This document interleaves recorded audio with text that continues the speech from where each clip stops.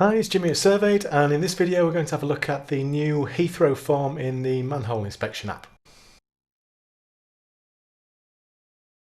Okay, so I've got open here a copy of Heathrow Airport's survey content specification document, and this new feature for SurvAid is targeted at surveyors that supply Heathrow data, manhole data in particular, in the format that it sets out in this document. Now, if you're not familiar with the manhole inspection app in general, then I'll put some links in the description so you can find out more about that. But if we scroll down through this document to down near the bottom, we will come to the manhole/pit/gully schedule area where it lays out the template of how they want the data to be supplied. So it starts off with a first page of fairly standard information, so manhole ID, project, location coordinates, cover details, notes and things like that.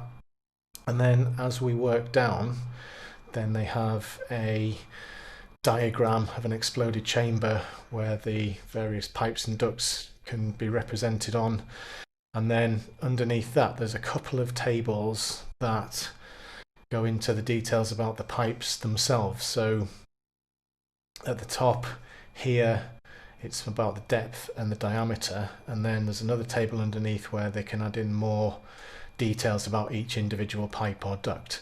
And this is a bit of a departure from the type of documents that SurvAid's produced before. Normally, for the inspection chamber stuff in particular, we'll have a card that looks like this with the similar type of data at the top, but then when it comes to ducts, this is essentially the same as the first table for Heathrow. So faces across the top, ducts down the side, and then just diameters and sizes, potentially codes for whether it's got cables in and that sort of thing.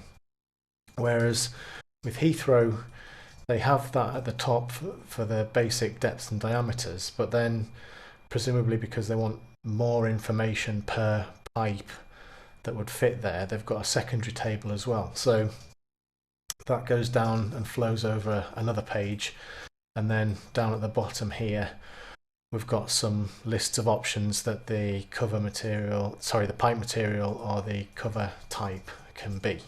So this is the starting point for the type of form that we want to create in SurvAid as well. So if I pull up the manhole inspection app on an Android device that is mirrored up onto my screen, and I tap on the plus button up here, then up until now there's only been two options when you tap on there, either manhole or inspection chamber. But now, as you can see, we've got a third one in here called Heathrow as well. So if I tap on that one, then the very top fields are standard fields that are in every SurvAid form pretty much. The date that the data is recorded, who's recording it, and what the job number is.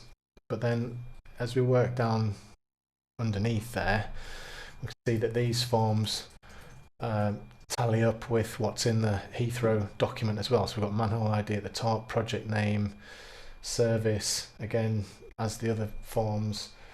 If it's a text field, then the keyboard will come up to type in there. Wherever possible, there's drop down menus where you can choose the different options from. So the location description, you can get all the location.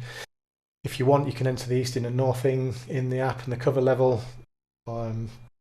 More often than not, that gets added into the web afterwards out of total stations. And then we scroll down, and all these fields here pretty much cover off this initial page in the content document. So once we get down to the next page, then we've come to how we cover off the depths and the pipe details. So if depths first, if I tap on this add new button, then it brings up a different form that's got depth and diameter options for face A, face B, face C and face D. And so what goes in these fields here will map over to what appears in this part of the template. So again, it's just going to be numbers, so the number keyboard will pop up. When we save this one, then we can see in the app now that we've got a depth 1 in there. So depth 1 here will be the depth 1 on there. And once we've got that in there, we can either add a new one from scratch,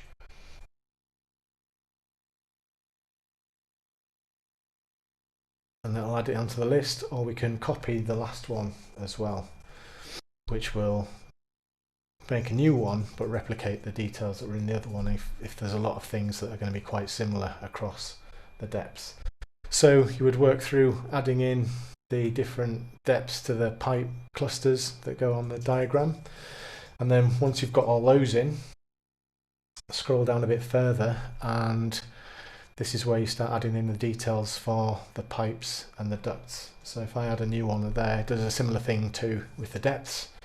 You add in the pipe ID, which would be A1 for the first one.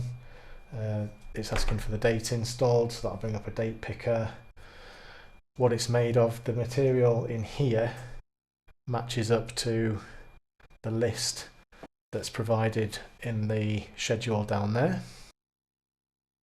And then we've added in a status that gives a bit more detail than whether it's just in service or not. So you've got these different types of state that the pipe can be in.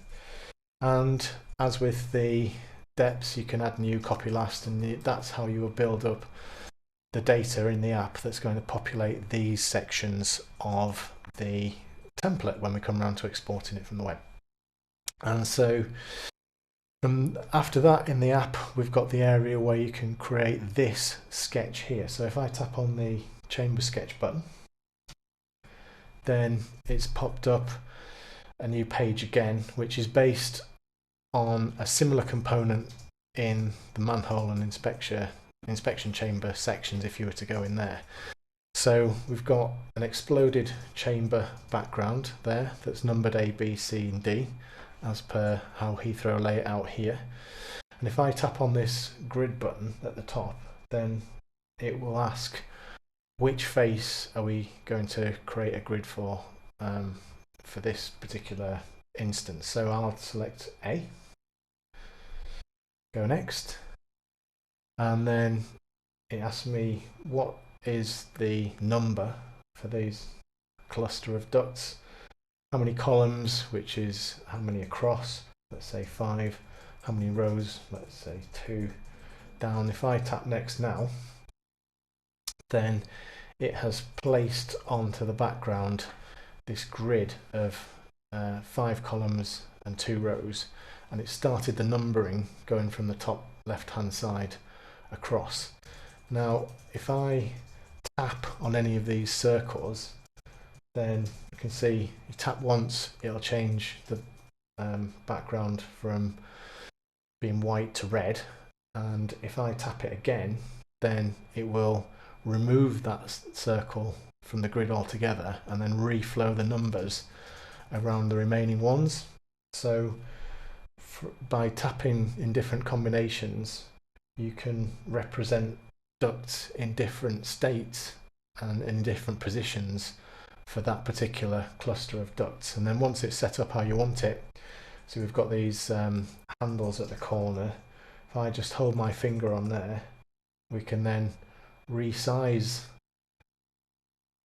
the grid and drag it into position wherever we want it to go on the diagram, and just tap on the background, and that sets it in stone in there. And you can go through and add as many of these grids on there as you want. If we do one for face B, then again it asks us the same scenario. So if I do, let's do 5 and 2 again, we can see, because it knows face B is a different orientation to face A, then it puts them vertically rather than horizontally. And again, it will always make sure that the numbers run from the top left hand side of the left face of the wall. So for face B, it's planned them out like this. And again, tap the circles, drag them around, and that is how you would build up the sketch that will go in this part of the template over here. And if I just tap on done, then that will get saved. And as we scroll further down in the app, then we've got some options for taking specific photographs. We can put two external ones, or for location to take pictures of the cover and so on at the first two options. And then we've got options further down to take a picture inside the chamber of each of the four faces, so face A, face B, C and D. And then down at the bottom there's a section to put some notes in, and that is everything in the manhole form. And so once you've filled that in and you come back out, you go to the list, and then as with any other manhole in the manhole inspection app, export it up to the web, and then all that data will be visible to see in the web. Okay, so once you flip over to the web, then you'll have a list of manholes in a particular job, same as any other. If you click on one that is specifically Heathrow, that was done on the Heathrow form in the app, then you come to this screen. You can see that only the information that's relevant to Heathrow is in there. There's text data at the top, photographs and chamber sketch down the left hand side, the depths and the pipes down the right. As per usual, you can go in and edit all these fields. You can create new depths and new pipes. If there's any missing, you can delete them if needs be. You can upload different photographs and sketches, and everything works in the same way as the standard manhole app data that gets collected. And then once you're happy that everything is ready, you can see that there's now a new option in the generic client options in the drop down menu with Heathrow in it. So if I choose that as the export method, then we can see that it has produced a new built-in template that looks similar to Heathrow's. We've got all the standard information at the top. Then it will drop in the sketch that we've done underneath that. The two photographs, the external or location that I mentioned, are there. The depths will feed into these two rows. I've gone up to 8 depths for now. We'll see how people get on with those. We can change these if based on user feedback. The pipe details all feed in there, and then down at the bottom, the photos of each of the internal walls get put in there, like so. And that is basically Heathrow manhole card templates built into SurvAid. It'd be great to hear any feedback from anybody that's interested in using them. Anybody that needs more information, feel free to get in touch, and look forward to getting this rolled out and in use. Thanks.